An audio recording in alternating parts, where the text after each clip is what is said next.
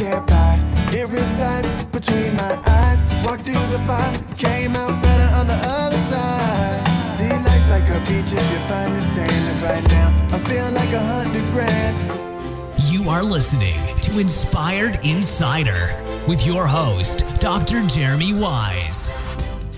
Dr. Jeremy Weisz here, founder of InspiredInsider.com, where I talk with inspirational entrepreneurs. We have the founders of Big League Chew, the Orlando Magic, P90 X, RX Bar, and many more, and how they overcome big challenges in life and business. This episode is brought to you by Rise 25, which I co-founded with my business, John Corcoran. Rise 25's mission is to connect with you to your best referral partners and customers. We do it in 3 ways.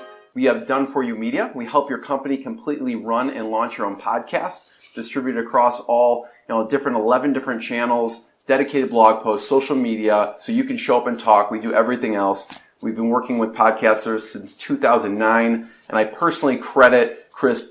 Podcasting is the single best thing I've done for my business and my life. I can get connected with people like you, founders, CEOs of P90 X, Atari, amazing companies. Besides making best friends and finding my business partner, it's led to numerous relationships, countless customers and referral partners. We also have a Done For You lead generation where we reach out manually to your ideal referral partners and customers. This is not paid traffic, by the way. And we have Done For You VIP events where we bring together top-level entrepreneurs in a room where they can connect and collaborate. Sometimes we've even been seen dressing up as Elvis. But you have to show up to see it. If you have questions about any of those, go to rise25.com or contact us at support@rise25.com. Chris, I'm excited. Today, I'm especially excited. We have Chris Gronkowski, founder of IceShaker. IceShaker is a vacuum-insulated stainless steel protein shaker that holds ice for over 30 hours. If you've ever put down your shaker and it's put rings of water, that does not happen with the double insulation. Also, everything's melted by the time you get to it. That also doesn't happen. This is the chosen ice shaker bottle to people like Alex Rodriguez, Mark Cuban, Marshawn Lynch. Of course, all the Gronk brothers, they must represent Glenn, Dan, Gordy, and Rob, who just won another Super Bowl with the Patriots, and 100% credits that to the ice shaker, right? Chris is, that has not been verified. Chris is a former NFL fullback himself who played for the Dallas Cowboys, Denver Broncos, Indianapolis Colts. He played college football, as you can see over his head, with the University of Arizona. And he was on the hit TV show Shark Tank and received an investment from Mark Cuban, Alex Rodriguez, for $150,000 for 15% of the company. Just a year after they were featured, IceShaker grew from just one product to over 80 SKUs, and we'll talk about those. And they're in over 3,500 GNC locations and UFC gyms across the USA, probably more at this point. And he also helps run everything decorated with his wife. And they have over 20,000 5-star reviews on their Etsy shops. And I think I was reading, she just got sick of, changing jobs when you were moved to the team. She's like, I can't do this. I need to do something from home. So I want to get back. We'll talk about your childhood growing up with 5 kids, how your mom fed you all, what the dinner table was like.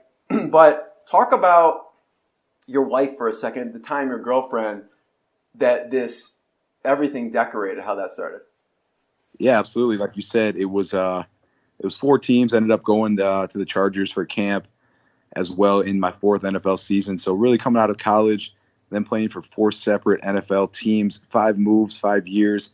On year 3, she had enough. So this is like the non-glamorous stuff that people talk about, right? Or don't talk about. Absolutely.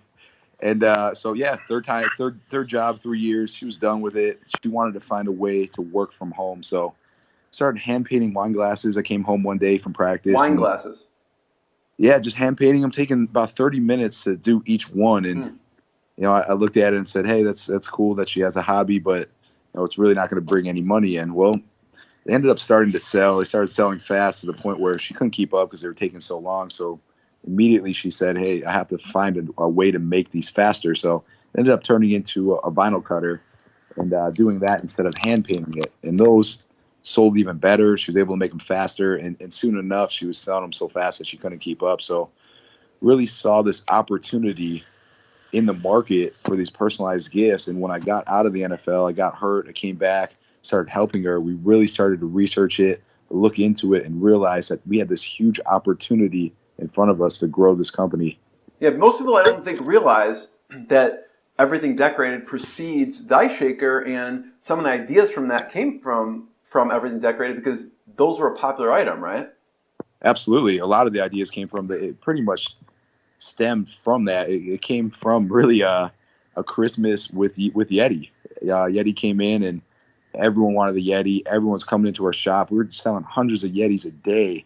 We're ordering 600 at a time from Yeti, wow. $25 worth of Yetis. And you're customizing them. Customizing them, selling them for over $100 a piece. Wow. After customizing them. And then we're selling them, 600 of them, and we're selling them in 3 days. And just begging for more, driving to every store looking for them, and realize that, this is a cool product. It's something people want. And that turned into me actually starting to use the product myself, liking it, bringing it to work, but I couldn't bring it to the gym. And that's how the IceShaker was born, out of my love for the insulated cup and just not being able to bring that everywhere or knocking it over at work and it's spilling. So there's always a stronger, smarter woman behind the man that makes everything happen, right? Yeah. So why did she start with wine glasses? It seems kind of random. Yeah, it was. She had one. She had one as a gift. That was hand painted from. I believe it was from her aunt. So she saw just the opportunity. She thought it was something cool that she liked doing, and she went for it. So ended up turning into something completely different. We ended up really making most of the money on laser engraving. So saw an opportunity to really excel into more products, a lot more products with more precision and faster turnaround times with commercial laser engravers. And really went from vinyl cutters and doing more like cups and stuff like that to more of flasks and knives and gift boxes and cutting boards, all these kind of cool items that we could now laser engrave instead, that the big companies couldn't offer either. Something like the Things Remembered, they couldn't do that because you have to vent it. I mean, there's smoke caused from the burning, so you have to vent it. And our turnaround times were also what really separated us, because we were doing everything same day for the most part, which was unheard of. The big companies. Did you, for the laser stuff, engraving, did you do that in-house, or did you have like a co-packer or some kind of facility helping you? So we did it all of it ourselves. Wow. We were bringing in product. It was good that we were in the Dallas-Fort Worth area because most of the distributors were here, so we're getting most of the product from them. But we realized quickly that at the volume we were doing, we couldn't depend on these distributors in the U.S. at all. I mean, we were selling through their products so fast that we were running out of our best sellers, and that really led into us starting to manufacture and bring in our own products, which also really springboarded us to a whole new level. Really protected us from people copying us. Really got our name out there. Yeah, it's huge protection. Absolutely. And protected us from the distributors of running out of stock. I mean, they were running out of stock. It was killing our business. Our best sellers were out for months at a time. So we were now in control of that entire process, which other companies that were trying to do what we were doing couldn't do it. So really took us to a whole new level. Also, just learning how to bring your own product, how to manufacture it, how to get it made, and scheduling all of that was something that was huge and something I learned before IceShaker that really helped with IceShaker. Yeah, I mean, it's a good problem to have, but it's not a good problem to have because you work so hard to get the word out and then you sell out of these things. How did you get so much traction? Was it reviews on Etsy? Where were all the people coming from? It's not easy to drive traffic to site. I'm sure like NFL players aren't buying vinyl wine glasses. Maybe they are. Maybe their wives are. But I mean, no. It is something people ask, and I get this all the time. Where, hey, it must have been so easy to grow IceShaker, and it wasn't at all. But a lot of people thought because of the name, I just put out a couple social media posts and all of a sudden it blew up. Yeah, it may give a spike, but it's not going to be a constant, steady flow. Absolutely, but when I always combat that too, as well as I never even told anyone about Everything Decorated for the 5 years that I helped grow it, and still continues on today. I really don't post much about it. Our traction all came from first making an awesome product, fast turnaround time, ton of referrals, but the real key was getting to the top page of the Etsy algorithm, and that's what figure out. So when I went on there, we knew we had similar products to other people on there, and I had to figure out why that person was on the front page and why we weren't. So once I figured that out, you had to like reverse engineer how to get to that front page. And it really just came down to, you couldn't look online and search for it. I really just looked at what other people were doing that were on the front page, and I said, hey, why is this person under this term? And I searched for the next term. Why is this one under that term? And then I found and copied similar methods that they were using to get there. And then we really came to another level when we started opening up multiple shops. We realized that the algorithm always only allowed for one product to be on the front page for any search term. So we realized we opened up multiple shops, which at the time was something that was allowed through Etsy's policies. Now they don't allow. Which they now no longer allow. But at that time they did. And so we did. We opened up, we had 4 or 5 shops. It gave us 4 or 5 top spots on their algorithm for all the highest terms. So we were able to then look like 5 different shops competing, but eat up the top 5 rankings. Very smart. Any large search term that really just shot us to a whole nother level. Chris, what were popular products on Everything Decorated that surprised you? So you had the wine glasses, the shaker bottles at the time. What else was popular?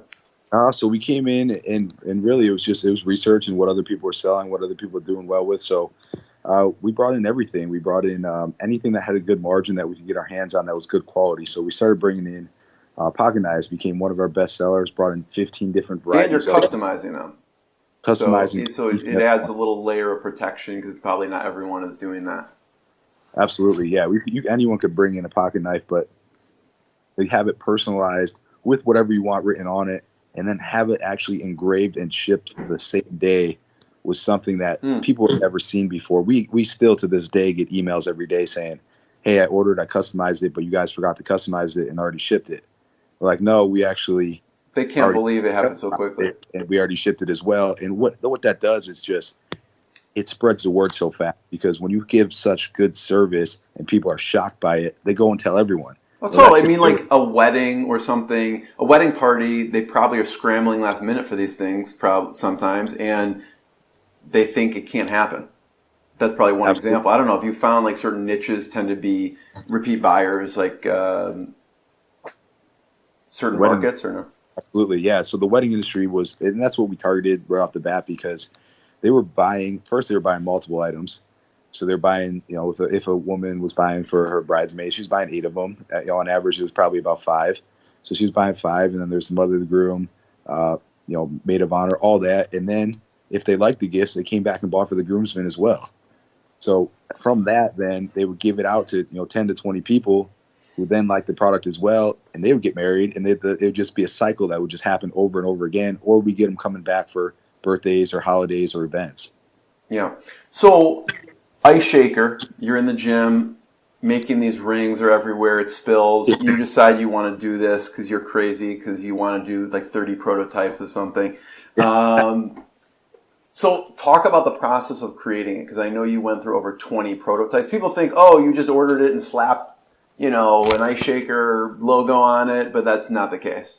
Yeah, it was rough, and really, the idea came about, and with everything decorated, like I was saying before, it was something that we did really well with. We still do. I mean, it's still amazing company for us. It continues to grow every single year still, but really wasn't my passion. So when I came across this, it was kind of my passion, going to the gym, working out, and all that. So I really wanted to move forward with it. So, but the prototype, it was rough because we were bringing in containers already of other products, but everything we had made in the past was already made before. So the mold fees, everything was already done.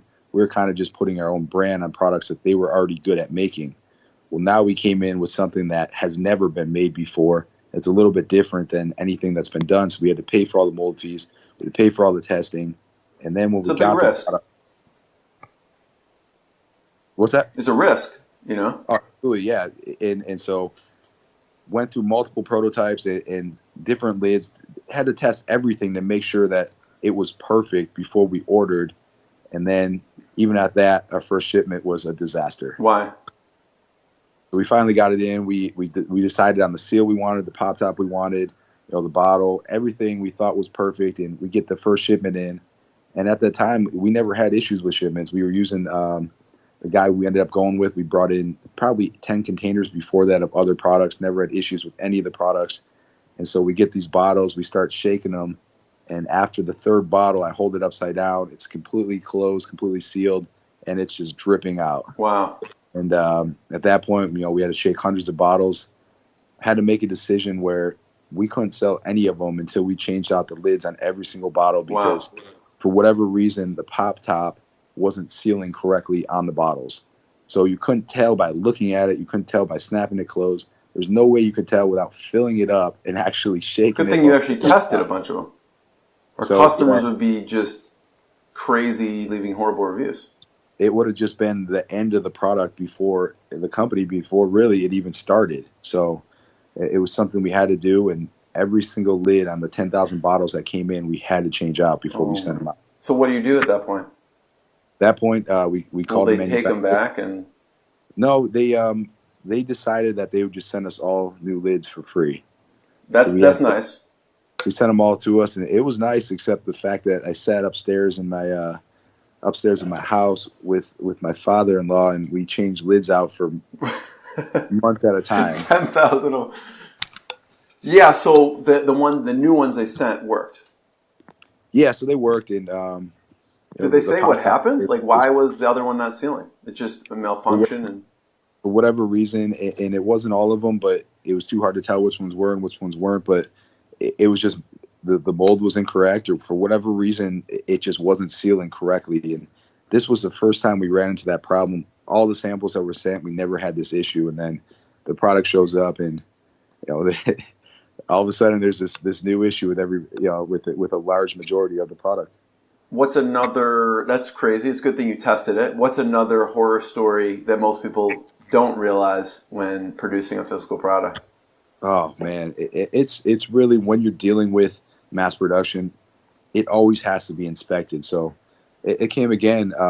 We ran into it another time. So we after this first time we learned our lesson, we started bringing in outside companies to check all the inventory before it shipped, and we thought we were golden. It was never going to happen to us again. So they go through all the tests, rust tests, they test the material, they shake the bottle, test the pop tops, test the durability. They do everything. And they also do a test where they put tape on the bottle and they pull the tape off to see if the logo or the printing or whatever is going to stick to it. So they do all these tests, everything passes. We get the product sent to us, and a couple weeks into it, we start getting a couple emails about, the logo smearing and the logo coming off. And I'm sitting there like, I have a bunch of bottles. I start testing 50, 60 bottles at my house and all different batches, and I can't get it to come off.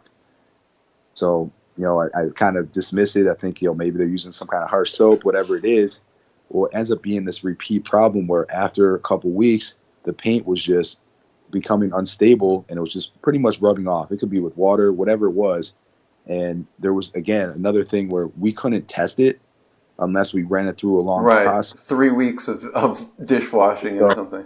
And it wasn't all of them. It was a small percentage of the bottles, but after people just use them for a while, it would come off. So another issue that we ran into where we just had to refund. We had to send new product out, a lot of product. And another thing that you learn as a first-year company, you're just trying everything you can do to really make profit and get your name out there, and then you're losing all this money to replacement bottles that, to keep your name and to keep your reviews and to really, it's the right thing to do is to replace it. So that's what we have to do. So how do you solve that? Do you have them change the paint? Do you do engraving so nothing rubs off? I mean, let me show you how you solve it. Yeah. This is now the 3rd edition. Our logo is actually embossed onto it. Yeah. It's kind of hard to see, but when you have it in person, you can see it well. And then our logo at the bottom is now laser engraved. The actual bottom of the cup is stamped. So there's not one. Like, I'm not having anything rub off this bottle. There's absolutely no paint on our bottle anymore at this point because we didn't want to ever run into that issue again. And it gives it a more of a premium feel as well. And we're glad we made this change. Totally but another lesson that we learned, and something that it's just, you live and you learn with a new company, and it takes money to make money, and you're going to make mistakes. And you have to be a good problem solver as an entrepreneur. And that's really, I think, is the best asset that an entrepreneur has. So I want to talk about pre-Shark Tank and leading up to Shark Tank, then after Shark Tank. But I want to reverse back and go back originally to growing up. Must have been a crazy household. I don't know how your mom did. I know you have 2 kids, right? And you can't imagine having more than that. Imagine having 5 boys. Insane. It's insane. So talk about some of the insane things that went on as a kid. Yeah, so I always tell people we had no furniture in our house. We had a couch, and that was it. There was no coffee table. There's no end tables. There was nothing but a couch and a TV because everything was destroyed in our I mean, it turned into a weapon, or we threw each other through it. And so it's like WWE. I picture one person just slamming the other person through a coffee table every day, and every day ended in a fight. And we were that house where all of our friends came over to our house, so we never went to other people's houses for the most part. We would all bring 1 or 2 friends or a bunch of friends back, and it was just everyone was always at our house playing a sport or competing or doing something at our house. So we were that neighborhood house, and she already had, my mom had 5 kids to deal with, and then there was double that, triple that, yeah.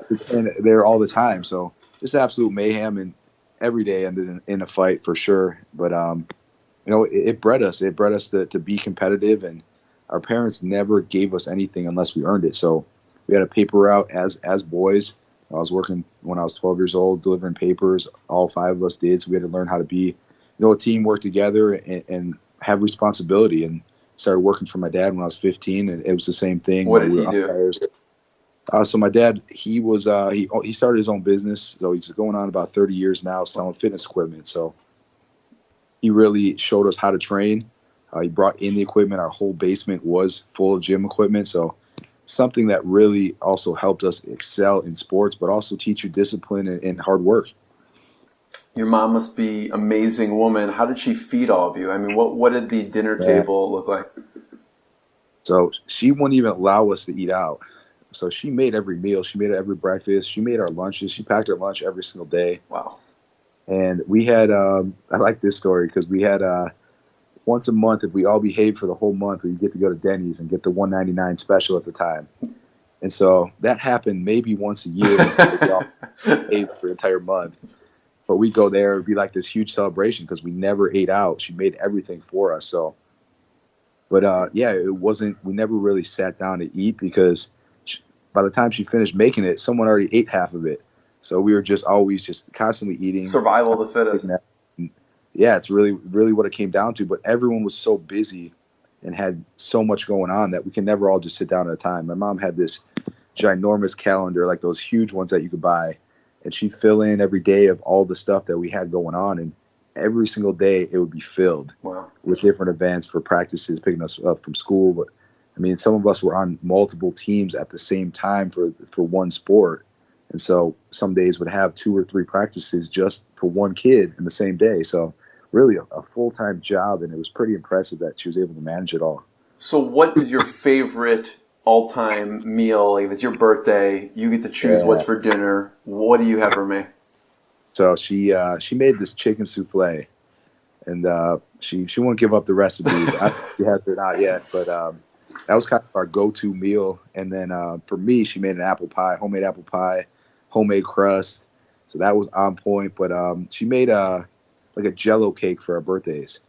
So it was an actual cake, and then you dump like the Jell-O into it, and then a little whipped cream on top. It sounds amazing. Good.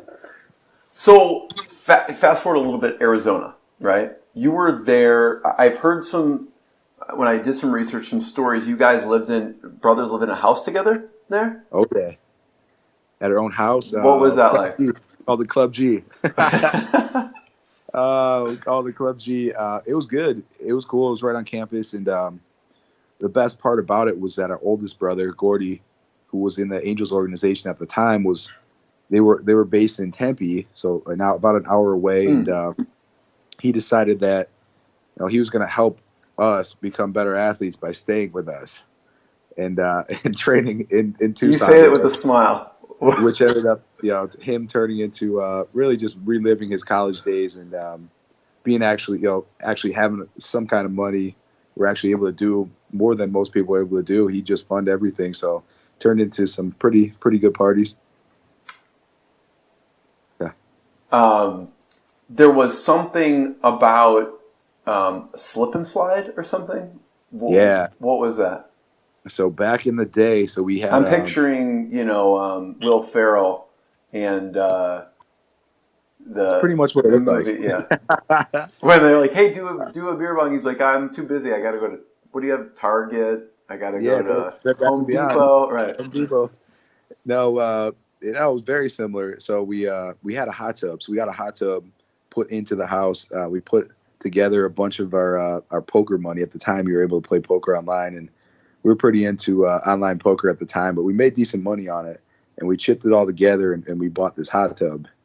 So with that, we also we had this great idea one day where we should clean the floor during one of the parties because we spilled the keg all over the floor. So we started dumping soap on the floor, and that turned into, someone dove through it, and all of a sudden they slid, from the front door almost out the back door. But, that's a great idea. It's a great idea. Only in the college house. Yep. So we laced the floor with soap. And we started sliding from the front door out the back door, and then you jump into the hot tub. I want to see a video of that. That's great. So, NFL. Talk about a career highlight. I know you played the Cowboys, the Colts, the Broncos. What were some highlights for you? I think I read, I'm in Chicago. I think your first game and touchdown was against the Bears. Absolutely. That was, a great game. Ended up making the team, undrafted free agent, hadn't happened in over 10 years. Started the first game, but we still had a fullback on the team at the time. He ended up getting hurt in the first game. I took over the starting role. They let him go after that. So our first start was the second game of the year against the Bears, and going against Urlacher. I'm sitting there, Lance Briggs, two legends in the NFL. Totally. I'm shaking before the first play, knowing that I'm running ISO. No, but seriously, talk about that for 1 second. You're shaking. I mean, what's the mindset that you're going in? Because I think I read somewhere, like Emmitt Smith said, a game of football is like getting into 30 car accidents because you're just getting killed when you go through that line. What are you thinking mentally?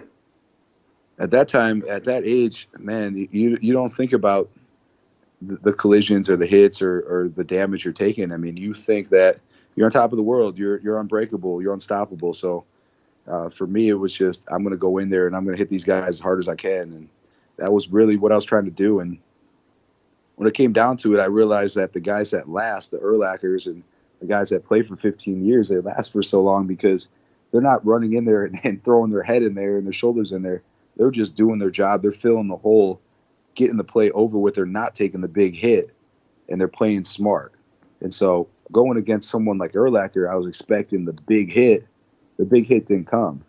He just filled his hole, threw his shoulder in there, did his job, and got on to the next play. So really all that tension and just being so nervous, those were probably the easiest blocks of not the easiest blocks, but not the biggest hits. I mean, the biggest hits always came against the rookies that were trying to prove themselves. So I imagine first touchdown is a highlight. What's another career highlight for you? Man, yeah, the touchdown for sure. Playing against my brother when I was with the Broncos, I thought was, one of those memorable games. Which brother? So we went to New England. I played against Rob. Okay. And it was just a great game. I got special teams player of the week for that game.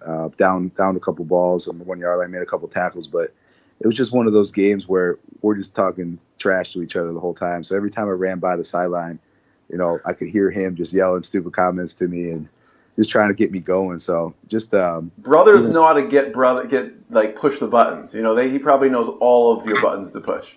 Absolutely. And then it was, I never actually went against him, but it was just cool going against his teammates and having a great game against them. Who are some of the people that you played with that maybe underrated players that just had amazing work ethics that you learned from? One of the first guys, I thought was awesome was DeMarcus Ware. when I came in, I mean, he was one of the biggest names in the game, and coming in undrafted, free agent, Cowboys, all that, and really someone who would just sit down and actually talk to you and kind of let you know, you'll keep up the good work, you're doing this well, you know. And his work ethic was insane. He even took me to do some workouts with him outside in the off season, and so just really cool for him to even offer that to me. But once I got there, man, it was absolute beatdown. Yeah, what did it look like? What did the insane workouts look like? We started off with 20 reps of cleans, which is a full body exercise, 225 pounds, 20 reps. Most people would do that and pretty much faint. And then that was just the very first start to the whole entire workout. I mean, we were throwing tires, we were doing everything. And by the time I was over, man, I can't believe I didn't throw up, to tell you the truth. But he walked through it. So his training was just at a whole new level. Who else did you see like that? Because you see behind the scenes, you know, some people just see game day. They watch it on TV. They see people perform. They don't realize the blood, sweat, and tears and training that goes into that one touchdown or that one run. So, like, take us behind the curtain. And, like, what are some of the things that people are doing to prepare mentally and physically? Yeah, I mean, another guy that was like that, and definitely was Peyton Manning. I mean, he was the real deal. He was there before everyone. He was the last one to leave. He was the coach on the field. I mean, he knew everyone's responsibilities. So, I mean, a rookie came in, they'd ask him a question. He would know exactly what everyone was doing. And he didn't even need a coach. He was the coach. So everything everyone says about him was absolutely true. And even kind of his personality on TV is really how he is in person. And he is funny. There's times where he'd get on the actual mic of the airplanes on the way home from games and say, hey, you know, this is your captain speaking, and people would think it's the actual airplane captain, and he'd just sit on there and tell jokes and really bond with the team. So it was definitely an awesome experience being a teammate of his. Any coaches that stuck out as mentors throughout your career, whether at Arizona or one of the NFL teams? Man, I thought I had really good coaches throughout my whole life, really. All my NFL coaches were awesome. I mean, there wasn't a coach that, you know, I think they were a little easy on me. We had Wade Phillips, who was absolutely awesome, almost too nice of a guy. To go on to Caldwell, who was the same thing. I mean, just awesome guy, great to play for. Everyone loved playing for him. And then I had John Fox. So I think I was pretty blessed with all three of my coaches throughout my NFL career, and they all coached with a similar style. I mean, they were all your friend. They're all good guys. They all motivated you, helped you out. So I think I was lucky with the coaches that I had. Yeah. What about, Chris, your dad's advice growing up or that sticks with you? Because I feel like, people can have raw talent, then they can work hard, they could have, talent in sports, but you need to have a certain mental game to make it to that level, I feel. What were some of the advice or values you still think about from growing up, your mom and your dad? Yeah, I remember one story where it still sticks out in my mind because it was so true. But we were always the best at everything. So we were the best baseball players, the best hockey players on our team, the whole deal. So it was one time that our other coach that was there, my dad coached us for most of our sports, but it was a baseball assistant coach, told us to go run around the pole. And so I ran, I touched it. I didn't actually run around it. And he told me I had to go back and do it again. And I said, no. And I said, I touched it, and I started complaining. So my dad sent me home, made me walk home. So at that point, I was like, what do I do? What happened? And so he sat me down and just said, why would you do that? This is somebody that you disrespected. He asked you to do it. You didn't do it. This is a connection you could have for the rest of your life. And this still is a guy to this day that we're actually going to a Syracuse game. He's the athletic director there. So connection we still have to this day that disrespected, 15 years ago. So he just really just, you could be the best, but if you're not working the hardest, hard work beats talent all the time, and don't burn a bridge was kind of his advice at that time. So yeah, cool story that I always think about. Totally. Life is all about the connections and the people, for sure. So pre-Shark Tank, what does IceShaker look like? Trash.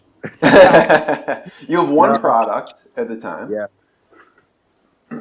What's going on in the company? And then because I know you prepped Absolutely. big time for Shark Tank. What did it look like before? So I mean, it was one product, really basic model. I mean, we brought it in. There's really no features like it has today. No handle on it. No kind of really. It was called IceShaker because you had to put ice in it to actually shake it and mix the other stuff with it. So you're kind of trying to get away with, instead of having like some kind of agitator or something in it. Did it have because what you have on top is a bit unique. Some of the shakers out there have a ball or something, and what I love about you is that you go after the competition. You're not just explaining what you do. There's videos out there of you taking yours and taking the competitors and breaking down, almost like you probably break down game tape. You break down feature by feature with these. Some people would shy away from that, Chris, right? There's like, I'm just going to talk about my product. I don't want to have the other product on screen. You went the opposite route with some of these videos if you check them out. And what sticks out to me is one of these videos where you're shaking the competitors and it's making this annoying loud noise, and you point that out. Absolutely. And then you shake yours. You know what I'm talking about. You shake yours and there's no noise. Did you always have, and it's almost, I don't know if you can show it, but it's almost kind of like in the lid, right, where it's the agitator is in the lid. Yeah, so it actually twists onto it. Let me see if I can get it real quick. So you're going to have this agitator. Yeah. It will twist right off, so it will, yeah. You actually do it one-handed, but it will come right off. But it ended up being one of our best. Was features. That in the first iteration on that? It wasn't. No, it was not. So that wasn't really. The first model was very basic. Really, just a proof of concept is what we wanted. So didn't put a ton of time into it. Didn't put a ton of research into the product, but really just wanted to make a shaker bottle that was insulated and was a kitchen grade stainless steel, and see if anyone bought it. So. That was really the goal of the very first one. It's like your proof of concept. Absolutely. I mean, you sort of already had that with, everything decorated because you had sold a bunch of them. So this is almost like the second generation of things that you definitely wanted in there, and then you improved it as time went on. So how are you selling that one at the time, pre-Shark Tank? Was it through Everything Decorated? Do you have your own site? So we built out our own site, but it was rough. I mean, it was something that I thought I'd bring in. I thought it was such an awesome product that it was immediately going to just sell. I was going to post it on my social, and people were just going to pick it up and say, wow, that's so cool, right? Complete opposite. So posted it, had this website that I thought was all right. Looking back on it, it was absolutely terrible. But it looked decent at the time. But we then had to start doing shows, really, to get people to put in people's hands, put in front of people, really show them what the difference was between our bottle and just a normal plastic bottle or anything else that was on the market, because our bottle actually looks similar to other metal bottles that were out there at the time that weren't insulated. So a lot of people were saying, hey, at first glance, it looks the same. Exactly. And people were saying, hey, I've seen this at GNC. I tried it. It's terrible. The metal actually gets so cold because it's not insulated. Metal's a conductor that, it sweats everywhere. And so we had to just go out there and really explain to people that this is completely different. It's insulated, it's double walled, it's vacuum insulated. And, once we started doing that, people started to get it. But another big factor for us was using someone else's network, kind of like we did with Everything Decorated and starting it on Etsy. We used Amazon instead to use their customer base and to use, their power to really market our product and get people to buy it first and get reviews. So you went on Amazon early on? Absolutely, yeah. I think in the first 6 months, I think about 40% of our sales were from Amazon, and the rest of them were mostly coming from doing trade shows and events. Yeah, a lot of hustle there. Absolutely, yeah. We it was really planned out. Knew I had a great chance of getting on Shark Tank within the first 6 months, and knew that would take me to a new level and give me exposure. And so we really tried to do every single show that we could do in those first 6 months. You don't want to show up with what's your sales, right? They ask the question.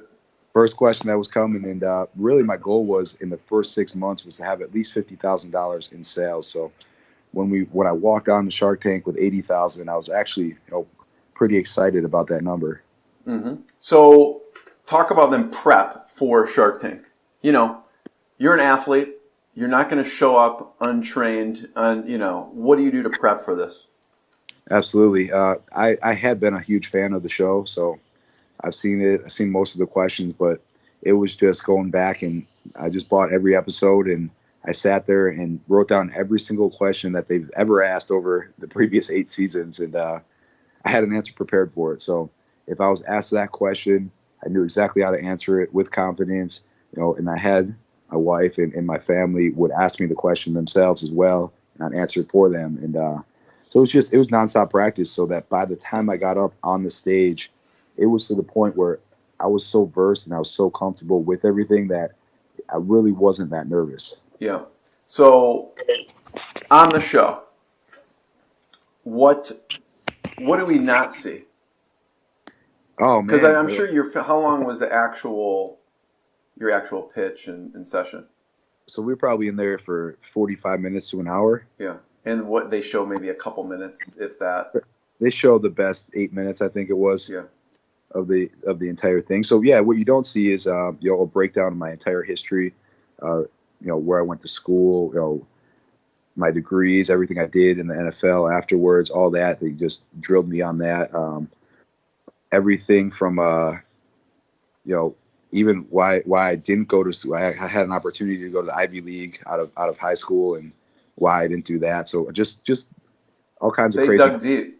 To the point where they knew everything about me as a person by the time I left that room, and everything about the business as well. So they didn't show any of that. They went right to the the flip cup and the exciting parts, and other things like that. But that, and then I think one other thing that I guess surprised me was when I got drilled about why it wasn't called the IceShaker, and that was, I think, Lori wanted it to be called that, right?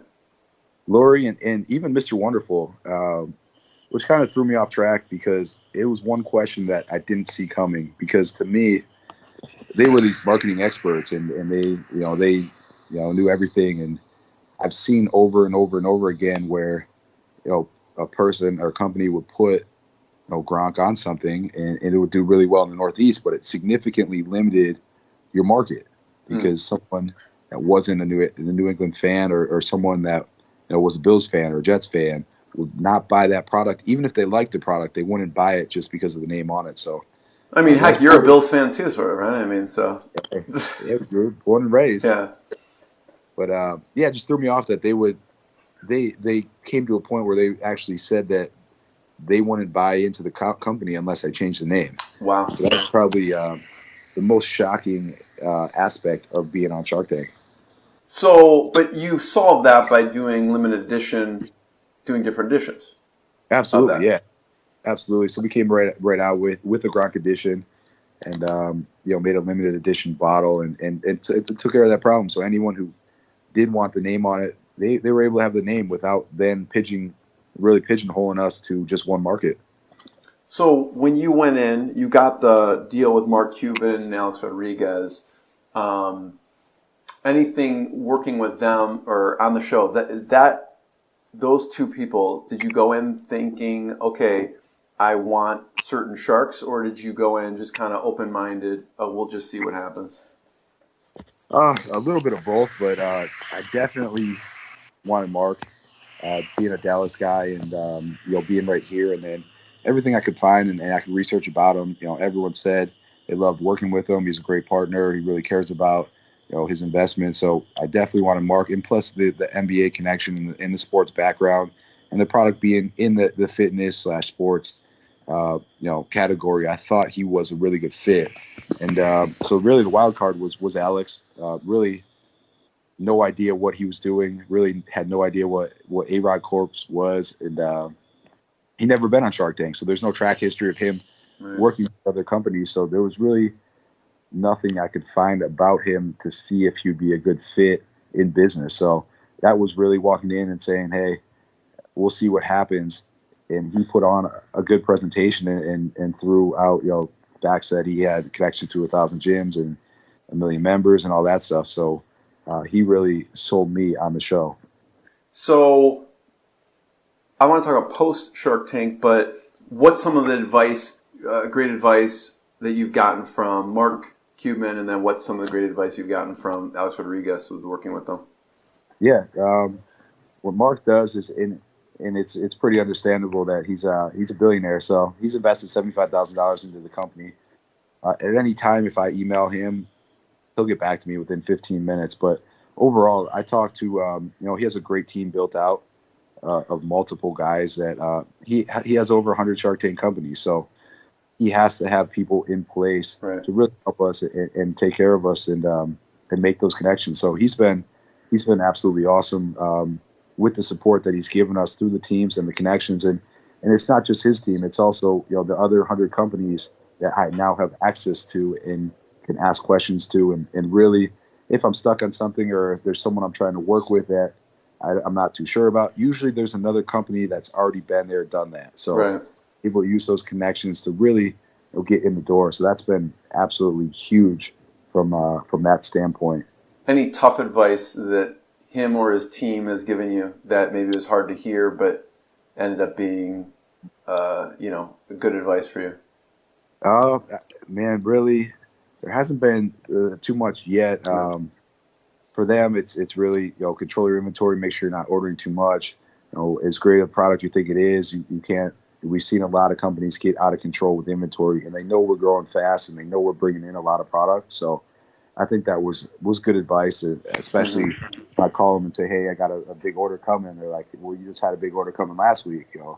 Why are you dumping so much money into inventory unless, you already have that PO? So really good advice. And it's true. I mean, you want to keep on building as big and as fast as you can, but you run out of cash if you don't control what you're doing. It's a physical products problem. The more you sell, the more you have to order, the more you have to pay for the product.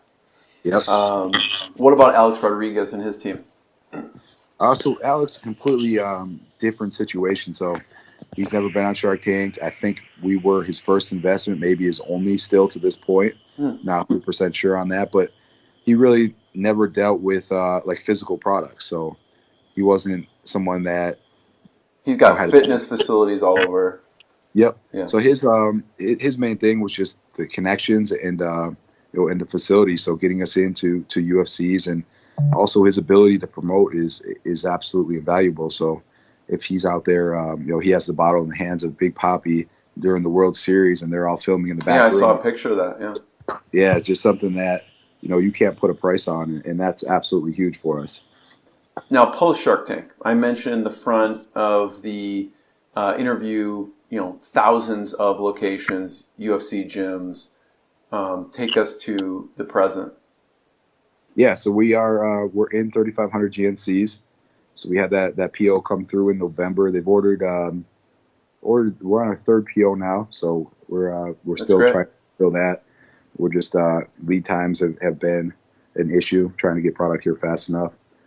Got into the UFCs as well after the update. So Alex did get us into those gyms as well. So we're spread out on those throughout the U.S. as well.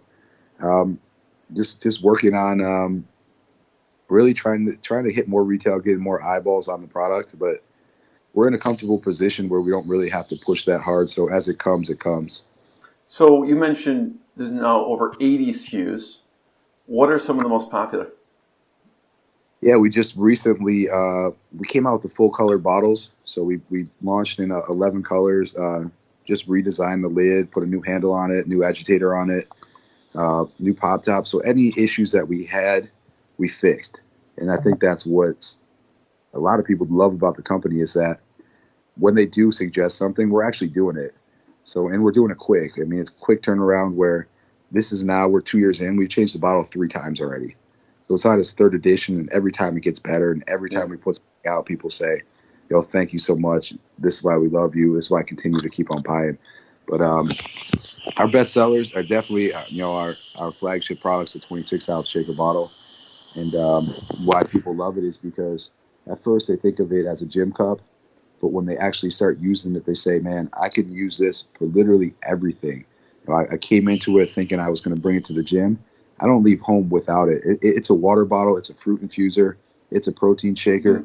And I was even partying at my son's second birthday, and it was filled with liquor. So, and what's great about it is you could wake up the next day, rinse it with water, and go to the gym, and you're not even going to smell the liquor, which is incredible. But yeah, so the 26 ounce has always been good, but we were able to come in with just a tumbler, and we were really missing. Yeah, I'm looking. You see me looking over here because I'm looking at your site and scrolling through. You have a wine tumbler here. Even the back to your roots from everything decorated. Yeah, so the skinny tumbler was a really hot product with everything decorated, the wedding industry, and kind of like a bridesmaid bachelorette party kind of gift. And so we brought that in to test it because what we were missing out on was we had a lot of women coming to the site and buying the shaker, but they were buying it for their husbands or their kids, their grandkids, but they weren't buying anything for themselves. So we came in with the tumbler. We put it in exclusive patterns and colors that no one else had, that people really liked and were really popular, and they became an absolutely huge hit for us as well. Ended up branching that into even a smaller version for kids. Came out with a wine cup, came out with champagne flutes. So we really wanted to cover every demographic, and we really have that now. And almost have, I think we're pretty much have a full line, but we do have another product hitting in the next 2 weeks that I'm pretty excited about. Something you could chat about, or you have to wait? Yeah, I have it. I think I have it downstairs, but no, it's a 36 ounce. So it's a shaker bottle. It's a bigger version of it. We're getting asked a lot by people that, like a truck driver who needs, a bigger bottle for work all day, but actually still fits into a cup holder. Right. They're looking for something. Hey, I drive all day long. I can't find a big size bottle that fits in the cup holder. That's easy to open, easy to drink from. So any chance you guys are making a bigger one, or just the guy who's going to the gym and living a healthy lifestyle and is trying to drink a gallon of water minimum a day. Right. The small bottle, they're filling it up 10 times a day. We break out the new one, and you only have to fill it up. I think it's 5 times, and you're drinking over a gallon now. So I think actually 4 times. So you're drinking a gallon with just 4 refills. And really that's the goal for most people that are trying to live a healthy lifestyle, is to drink at least a gallon of water a day. Totally. Chris, first of all, thank you. Everyone should check out IceShaker.com. I have one last question I always ask, since it's Inspired Insider. But where else should people check out online? Yeah, so we're on Amazon, of course. We are a website. Definitely, you're going to see all of our product, our full product line. You're going to get the best customer service. You're actually able to personalize each and every bottle on our website. Drives a lot of people to the site as well, but we'll do customized logos, just one-offs. People ask us all the time, how many do I have to order if I want to put my own, custom logo on it for my business? Just one, which That's also awesome. is a huge separator for us as well, because you can't find that anywhere else. And like I was saying before, my Everything Decorated roots came into this, and we try to give everything out same day as well. So if you do order a custom bottle, it's usually being shipped within a day or two, unless it's a big holiday or something like that, like a Valentine's Day. Right. We got a little behind, but the service there, the ability to personalize how you want it done, has just been something that people absolutely love as well. So definitely check out the website if you want to see our full line and our full capabilities. So go to IceShaker.com. We'll link it up. Chris, the last question I always ask, since it's Inspired Insider, what's been the low moment, tough point that you had to push through? And then on the flip side, what's been a proud moment for you? It could be in business, it could be in sports, whatever. Yeah, absolutely. Let's see. I told this story last night. I was at an entrepreneurship meeting, I guess, and I was on a panel for them. But they asked what was kind of like the lowest point. It actually came, besides the fact that I had to trash 5,000 of our first 10,000 bottles from IceShaker and go through all the pop tops and do all that. I think my first learning lesson, and my biggest lesson I think I learned in business, was with Everything Decorated, and it came by means of the website and building through Etsy. And the problem was that we were 100% dependent on somebody else's platform. Right. Ended up being the biggest mistake that we could have done. But we got just realized that we were doing so well that we thought we didn't have to branch out. And so we put all our eggs in one basket. Gets you comfortable. We were super comfortable. We got complacent with it, and we paid the price for it. When they went public, they changed the rules. The 5 shops I was talking about earlier that got us on the front page, they then came out and said, hey, you have to completely get rid of 2 of them. So all that work I did, all the stuff I did to build that up, this shop was one of our biggest ones, had to be completely cut. So wow. A third of our profit, of our revenue, completely just out the window from that. And then later on, we actually got shut down for 5 days, 100% shut down for glitch in their system or whatever they said it was. But for those 5 days, we had employees at the time. We had nothing coming in, and that was kind of a turning point for us. Where I said that those 5 days, all I did was build a website, and I tried to build the best website I could in those 5 days. And since then, we ended up now selling more on our website than we do through all those Etsy shops. So that's great. Just a huge, biggest low that ended up being, a huge learning lesson for us that is now a positive for us. And now we control our own destiny. So totally. If they want to shut our Etsy shops down, that's fine with us. We can always survive now and are thriving on our own without depending on anyone else. And that was a quick learning lesson that we had with IceShaker as well, because I knew I had to build it at first on Amazon, but I knew that once it got to the point where I could pull it off and could get a customer base, I had to. And so we now sell a lot. We've always sold a lot more through our website, but it was because I knew not to become dependent on Amazon, where I have absolutely no control of their algorithm, or if they want to shut me down, or if they change their shipping policies, any of that I can't control, whereas now I can with what I built. Yeah, totally. Thanks for sharing that. That's a huge lesson. It's sometimes hard to learn because when you're comfortable and sales are coming in, you're like, I don't need to do this other work. Why do extra work? But it's worth it to protect yourself. What about proud moment? Man, proud moment. Yeah, for sure. I think proudest moment with IceShaker, in the same week we locked up, the big PO with GNC for 3,500 stores. And at the same time, we had this big purchase order come in from Avocare. And they wanted to use our product to help promote their brand and give it away as a free gift in their 2019 Slim and Trim package. That's amazing. Just massive purchase order that came in, and really was that point where it was like, hey, we have something here that people want and that they see value in. I think that week was just an absolute home run for us. Totally. Thanks, Chris. Everyone check out IceShaker.com, and I want to be the first one. Thank you. Absolutely. Thank you so much for having me. What I got, you can't buy. It resides between my eyes. Walked through the fire, came out better on the other side. See, life's like a beach if you find the sand. And right now, I'm feeling like $100 grand.